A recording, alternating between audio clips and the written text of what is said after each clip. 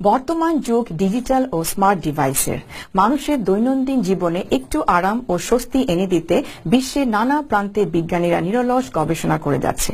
সম্প্রতি হজ মৌসুমে হাজিদের কষ্ট কমাতে এমনই এক স্মার্ট ছাতা আবিষ্কার করেছেন সৌদি আরবের এক বিজ্ঞানী, যা একই সাথে প্রখর রোদে ছায়া ও বাতাস দেবে। পাওয়া যাবে জিপিএস সিস্টেম ও বিভিন্ন ডিভাইস চার্জ দেওয়ার সুবিধাও। বিস্তারিত থাকছে আবু নোমানের প্রতিবেদনে।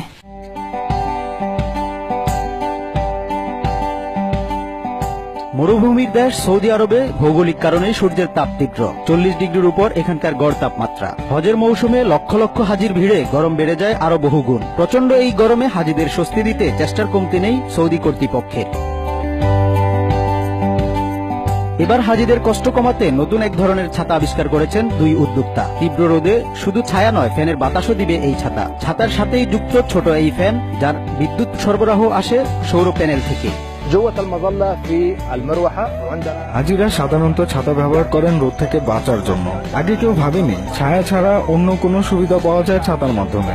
ছাতায় ফ্যান যুক্ত করার বিষয়টিকে আমরা খুব গুরুত্ব দিয়েছি, কারণ আগামী 12 বছর হজ মৌসুমে প্রচন্ড গরম পড়বে, আর সৌর বিদ্যুতের সুবিধার কোনো শেষ নেই। ফিলিস্তিনি সহকর্মী মানাল দালদিসকে সাথে নিয়ে এই ছাতা উদ্ভাবন করেছেন মক্কার বিজ্ঞানী কামেল বাদাউই। গরমে আরাম দেওয়ার পাশাপাশি হাজিদের নিখোঁজ হওয়া ঠেকানোর প্রযুক্তি থাকছে এই ছাতায়। এর সাথে যুক্ত আছে জিপিএস সিস্টেম, থাকছে মোবাইল ও অন্যান্য ডিভাইস চার্জ দেওয়ার ব্যবস্থাও। সোলার প্যানেলে তৈরি হওয়া বিদ্যুৎ জমা থাকবে ছাতার হাতলে। এতে ফ্যান, লাইট ও জিপিএস এর জন্য আলাদা আলাদা সুইচ রাখা হয়েছে। জিপিএস চালু করলে সহজেই সঙ্গীদের সঙ্গে যোগাযোগ করতে পারবেন হাজিরা, একে অপরের অবস্থানও জানতে পারবেন।